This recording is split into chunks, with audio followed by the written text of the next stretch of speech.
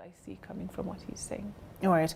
Alex, what did you make of those statements made by President William Ruto at the Taxpayers' Day? Did you see it coming? Did they come as a surprise? Which of the two? Or was it somewhere in between?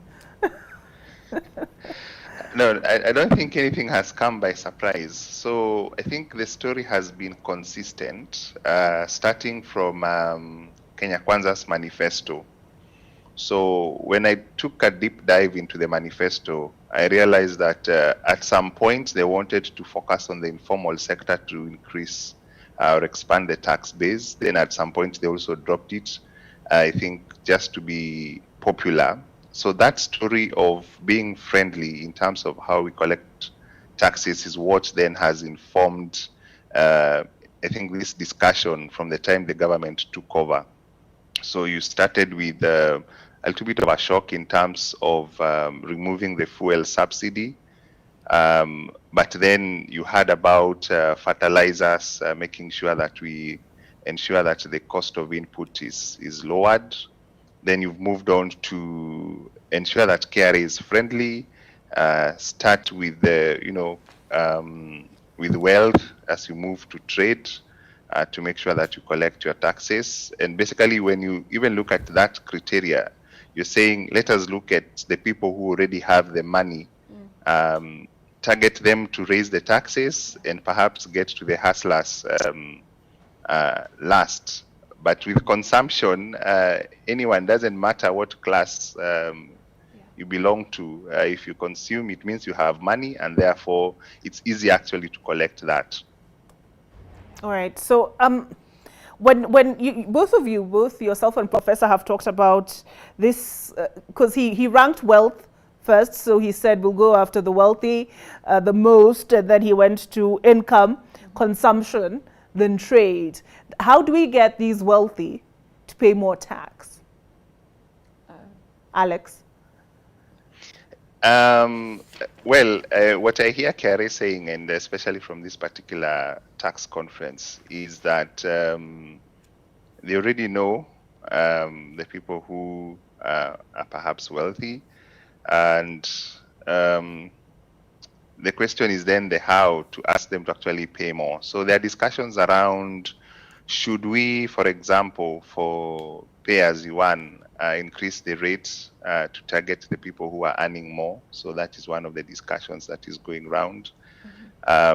Should we also tax land? Because if you hold masses of land, we are assuming that you're also wealthy. And should we start with even taxing that so that we target the wealthy? Or because I don't see, with tax, it's not like a harambe where you ask someone to contribute whatever they want. It's you're more targeted towards this is how much they have, and this is what you expect them to contribute in terms of taxes. Okay. Professor Waris, how do you go about getting the wealthy? Like he said, Alex has said, it's not like it's a harambe.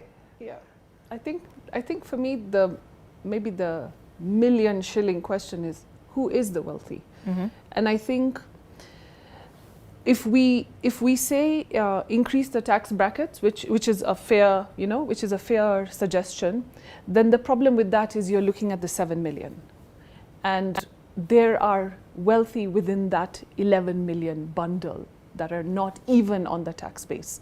So I think even as they structure how they're going to target who the wealthy is, also look and see who's not been paying taxes, and don't necessarily now go for the wealthy who have been paying taxes, because here's the balance we're going to have to find over the next 5 years while he's in leadership, is how do you keep the 7 million stable and paying taxes and not get them angry? Because when you start to discover the data and the information on the 11 million who've not been paying taxes, there is going to be a lot of tension in the society because of that. So if we now look at that, that's one layer of, for me, where to tease out the wealthy. And when we talk about informal sector, which is those 11 million, again, there are big businesses in those 11 million that have survived through informality and have thrived in informality. And we have that additional space. When there was mention about looking into businesses on Facebook, on social, in different social platforms, and digitization has enhanced the ability to be informal. So you can see there are things being rolled out that are looking towards how to formalize the informal, but in very gentle ways, which I think is good. Don't shock your population, don't scare them, but bring them in gently, I think is something I can hear. And this is why I was laughing earlier, because in 50 days to do all of this from a tax perspective, this is very strong. Like, he's moving at a very stable, calm place, and you can see what he's doing. He's telling you what he's doing. He's being very transparent about it, which I think is something very important for Kenyans to internalize. So that would be for me the informal. Now there is the conversation about land, but the problem is not all of our land is producing. So if we look at the agricultural sector, we have a global food crisis. Is now the time to target farmers? Becomes now the question. You break down the industries, you see who has been joining on board, who has been paying taxes, who hasn't. Now we split that apart. Now we look at the industries. And we say, if you have been overall compliant, we also need to let you go a little bit. If you look at the aviation industry and COVID globally, very big struggle. Maybe leave them alone a little bit. The fuel crisis made it even worse for the aviation industry.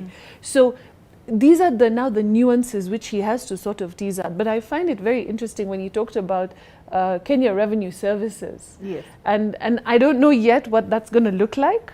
But I think a rebranding of them may be very interesting, because I remember having a hectic debate with people at KRA saying, why is your handle KRA Cares? Because Kenyans don't think KRA cares. And it's very like, oh my God, why would you use that word? You're misusing the word in the English language. But I think rebranding them might be an interesting way of softening that space and bringing them on board, but also opening up for the country to say, look, we all benefited from COVID in some way or another. We also realized that if we don't strengthen our domestic services, we will have a problem. There are conversations about an Ebola crisis. So we need to strengthen our healthcare systems without a doubt. And then I look at our neighbors where the drought is so bad, and you know, here it is also pretty bad, where the next generation are dying because of lack of food and water. So we have to look after our next generation, because even if that generation survives this drought, lack of food means they will be seriously disadvantaged. It affects your mind, it affects your ability to work and operate, and we are an economy that needs those people there. Okay. Alex, I'm curious, as a professor here has posed, who are the wealthy? Have they given you any indication of who falls in this bracket? Or is there a globally accepted definition of wealthy? We're actually waiting for KRA to define that, so that we are clear as to who is wealthy and then what measures we adopt to target the wealthy. So that hasn't been defined yet. So it's something that we are looking forward to seeing how you know, KRA will define it.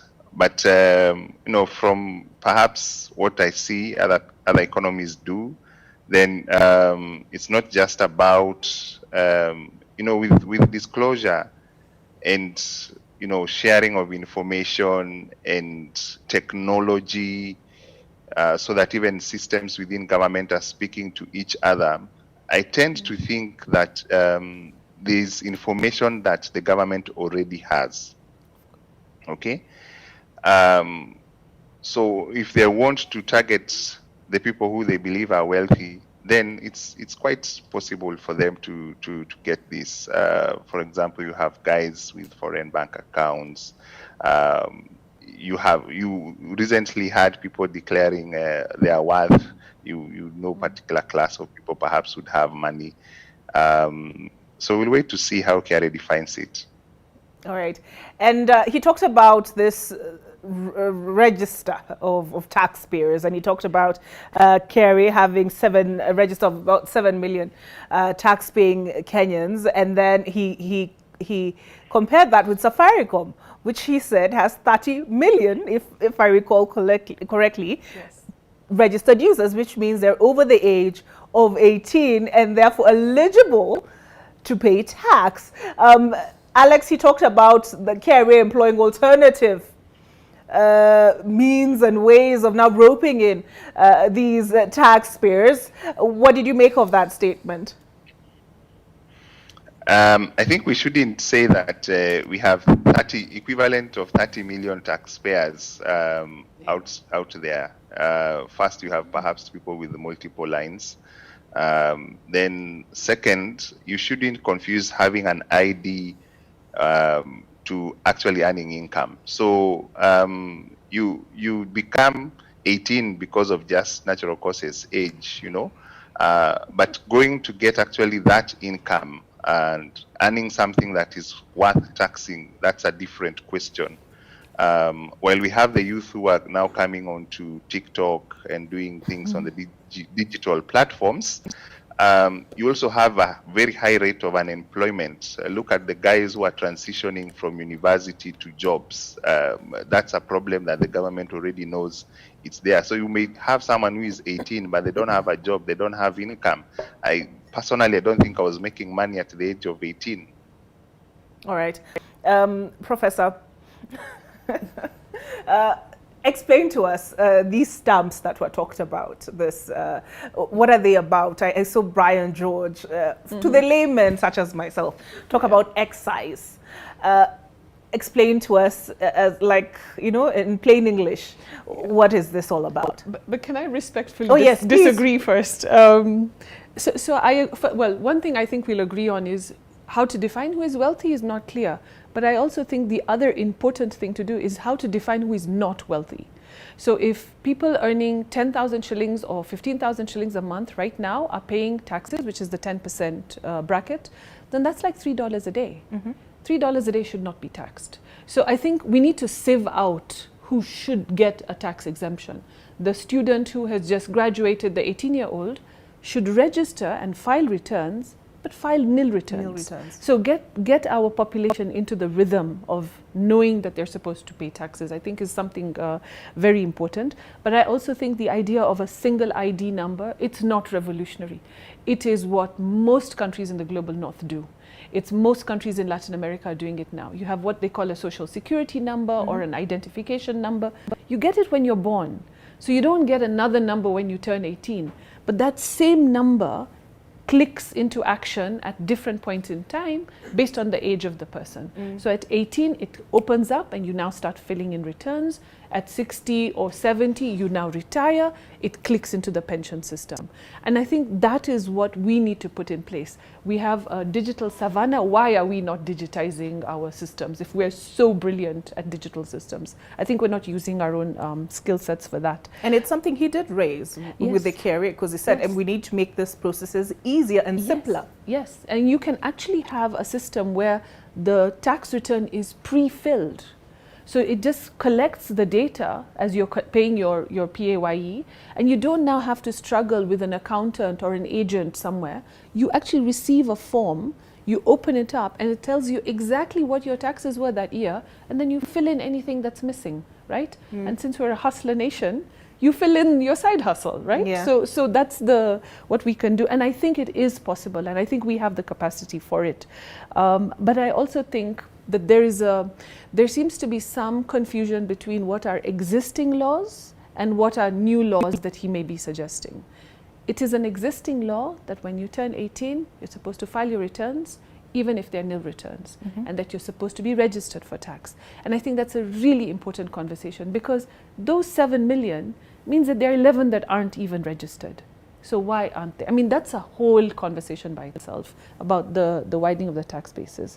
Although, to be fair to Kerry, the last time I filed my returns, I did find the form was pre-filled, much to my surprise. Yes. Yes, they're getting better. They're getting better. Yeah. But that's the fear. That's the passing on that information, building the capacity of the population, making sure they understand the form. Because one part of it is, will it be pre-filled or not? Then when they get to it, they'll only be pre-filled if you've been doing it before. But if you're new, then what do? Do you understand what the things mean on the form? Is there capacity building around it? And I always tell people, I've never been to an area of like the Juakali sector where I find the company's registry. They're saying, hi, please come register your company with us because we're trying to formalize the informal sector. I've never seen that. There's one company registry. Are there offices around the country? So then is company registry only for Nairobians or city people, right? These are now things that we have to put in place to unpack what he's saying. But the stamp duty. Okay. Yeah, a little bit more boring, but important revenue source for government. So every time you pay the excise duty, or they actually put a stamp, like it's an actual stamp, like you can lick and stick it. And so excise duty is paid on what? Excise duty can be paid on alcohol. Help me out on the more recent additions to it. A lot of imports have excise duty. We often call it a sin tax. Okay, so definition.